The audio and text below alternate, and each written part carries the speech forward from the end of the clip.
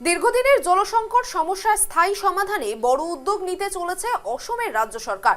মুখ্যমন্ত্রীর নির্দেশে হাইলাকান্দি শহরে উপস্থিত হন ইঞ্জিনিয়ারদের একটি বিশেষ দল, যারা হাইলাকান্দি শহরের বিভিন্ন এলাকা পরিদর্শন করে একটি আধুনিক মাস্টার ড্রেনেজ প্রকল্পের প্রাথমিক পরিকল্পনা প্রস্তুত করে।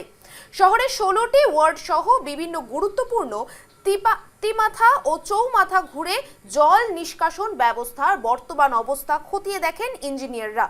পরিদর্শনকালে উপস্থিত ছিলেন হাইলাকান্দির বিধায়ক ডক্টর মিলন দাস, পৌরপতি মানব চক্রবর্তী এবং পৌরসভার সকল কমিশনাররা।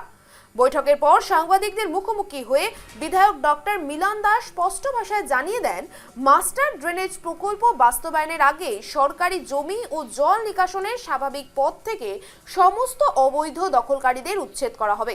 খুব শীঘ্রই প্রশাসনের পক্ষ থেকে উচ্ছেদ অভিযান শুরু হবে বলেও তিনি জানিয়ে দেন।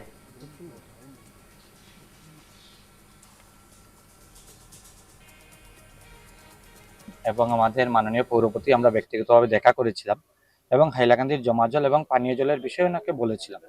পানীয় জলের জানেন আপনারা, এখানে একটা প্লান্ট তৈরি হচ্ছে, কাজ চলছে।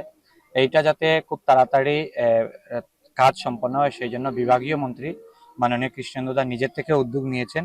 মানবদার সাথে উনি ফোনে কথাও বলেছেন, আমার সাথেও কথা হয়েছে।